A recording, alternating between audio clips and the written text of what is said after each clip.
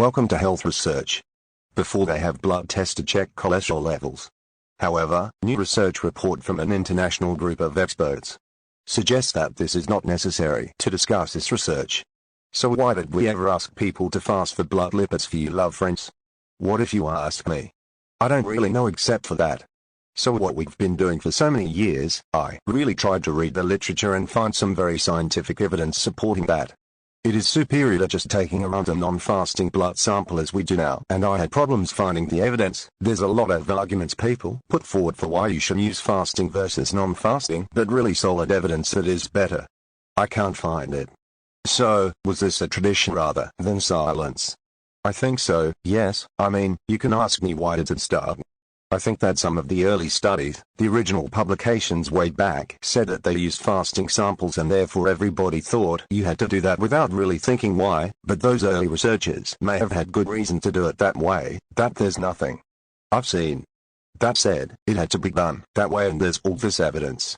Now from Canada, the US do excellent studies, 1 children, and 1 adults. And we have a lot of studies from Copenhagen, and they all show that when you just look at people that eat and drink whatever they usually do, and you take a lipid panel, cholesterol, triglycerides, a very common fat in the blood, then they don't really change very much in response to when you have been a lie. So, there is a difference.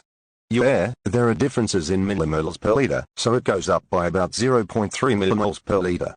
However, in clinical practice, when you look at triglycerides, you're interested in whether it increases. Pieces are 1 or 2 millimoles, not 0.3 millivolts, so that's what's clinically relevant. And even with the bad form of cholesterol, that's not going to make the difference between whether or not they put you on medication. Yeah, that's right. We provide data in this report where we did direct measurement and after fasting, and that about 6,000 people, and the correlation between the two methods was, I can't see the difference. It looks exactly the same, so you moved over. In light of this official recommendation about 7 years ago. So what's happened since then? Have there been any issues because of undiagnosed cholesterol levels? No, everybody was happy right away. Either the laboratories that didn't change right away. They were pushed by patients because there were reports in the media telling them that at Copenhagen University Hospital were doing non-fasting. So everyone wanted to do it, and I can say today, patients, clinicians, laboratories, everyone happy, everyone likes. Is it because it's so much simpler and patients like it because they can go when it suits them to the pathologist? So they're more likely to turn up for the blood tests? Yes, of course, I don't have fantastic good numbers for you, but certainly hear from so many colleagues that people don't go to have their lipid test because it's so complicated too fast. And then they have to go to work to have an important meeting.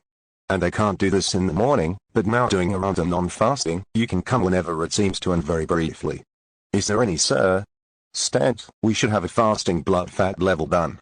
Well, this recommendation, it's 21 world experts, many from Europe, someone from Australia, also. And of course, when you have so many experts, there's always someone who thinks there's certain situations. We list a few, what you can do. For example, for patients with diabetes, the fasting requirements might be an important safety issue because of problems with hypoglycemia. But if you ask me, we're down in my heart. Next, will be the relation to the current technological revolution to many of us. It seems inevitable, the medical robots, automation and artificial intelligence will replace many jobs in healthcare. Surgical robots are becoming increasingly more precise, and right now, man-sized robots can lift and move patient and transport them throughout the hospital. Silicon Valley invested in it Coslowensing. Replace 80% of doctors because machines will be more accurate. Objective is cheaper than the average doctor. He added that eventually we won't need doctors at all.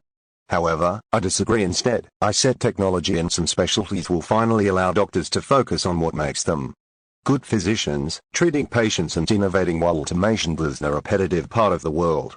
So let's look at some examples of how different areas of medicine will benefit from current technological advances. Practitioners as an example, many doctors choose this specialty today because they have a chance to make a long-term impact on someone's life. And it's true that GPs enjoy tremendous trust from their patients, but seeing someone only when they are sick makes it hard to prevent disease and ensure someone's long-term well-being. It's even harder to do this when waiting rooms are overflowing and you only have 15 minutes to diagnose the illness, design a therapy and offer health advice in the future. Wearable sensors and devices stream data to a doctor's smartphone will notify them whenever vital signs are acting up and provide them with all the data they need wherever they are. These devices will also ensure doctors only treat patients who really need professional care, making it possible to offer simple treatment advice remotely in turn. This will increase the time GPs have to treat and advise each patient, building trust and assure patients act on a doctor's advice. What's more, smart algorithms will allow cheap, easy to 10 expert advice on their patient conditions and act as a gatekeeper, connecting patients to other specialties. And these are just a few examples. So what about radiology? Well, already IBM's medical service shows how artificial intelligence algorithms can scan hundreds of radiology images in seconds during the repetitive job of finding a malignant or out-of-place phenomenon. The currently radiologists have to do daily. This technology won't replace this important specialty, and so radiologist will have time supervise how the algorithm is doing more to research and making the technology behind these devices even better. The time will be much more productive rather than spent checking hundreds of X-rays a day. Ophthalmology will bring science fiction technologies to patients in the near future. Retinal implants might give vision back to those who have lost it, or even gives human supervision, augmenting what we can already do in sports medicine and rehabilitation. The first forms of activity, records from tech, like Fitbit, or focused on people who exercise regularly but island basic insight into how they were performing. Now, a new generation of devices, tailored to professional athletes, is hitting the market with apps, providing detailed insights into movement patterns and force output. In any movement, sports medicine physicians will have concrete data to measure how athletes are improving. Whether time these reach the mainstream public, sophisticated algorithms will be ready to analyze data from these devices and provide personalized suggestions to improve performance and speed up recovery. Similarly, video consoles from Xbox to Microsoft Kinect will offer a way of monitoring how a patient is doing from a distance. By seeing the progress liquidly on a screen in oncology, the specialty will pave the way for personalized medicine. Even now, oncologists customize therapies to a patient's genetic background and their tumor's molecular makeup, typing and sequencing in miserable blood. Biomarkers are speeding up this process, with companies like Grail working on fluid biopsies, fulfills the tumor cells from blood samples. Tumors could soon be diagnosed earlier and analyzed without costly surgery.